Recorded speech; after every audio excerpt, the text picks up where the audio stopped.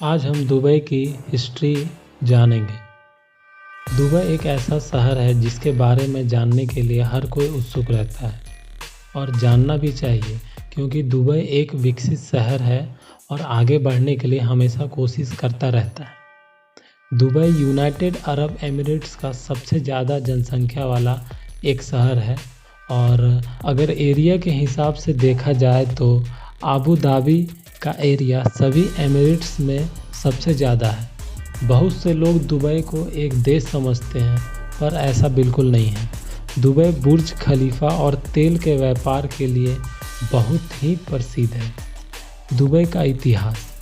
एक समय था जब दुबई सिर्फ एक रेगिस्तान था और ऐसा कहा जाता है कि 18वीं शताब्दी में दुबई को मछली पकड़ने के गांव के रूप में स्थापित किया गया था और 1822 तक बानी यास जनजाति के कुछ 700 से 800 सदस्य आबू धाबी में शामिल हो गए और वहाँ के शेख तहनून बिन साखूब उस समय शासन करते थे।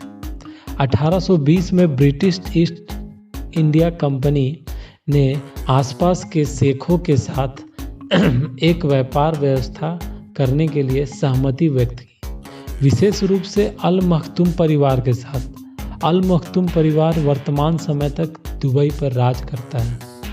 इसमें समुद्री यात्रा पर बातचीत की, जिसका अर्थ है कि व्यापार मार्ग खुले होंगे और व्यापार पनप सकता है। मतलब ब्रिटेन दुबई के साथ व्यापार करने के लिए समुद्री रास्ता चाहते थे। ये दुबई के लिए सबसे सुनहरा मौका था। इसी के साथ दुनिया भर के देशों के साथ भी लगातार बातचीत शुरू हो गई, जिससे दुबई महत्वपूर्ण गतिविधि का केंद्र बन गया।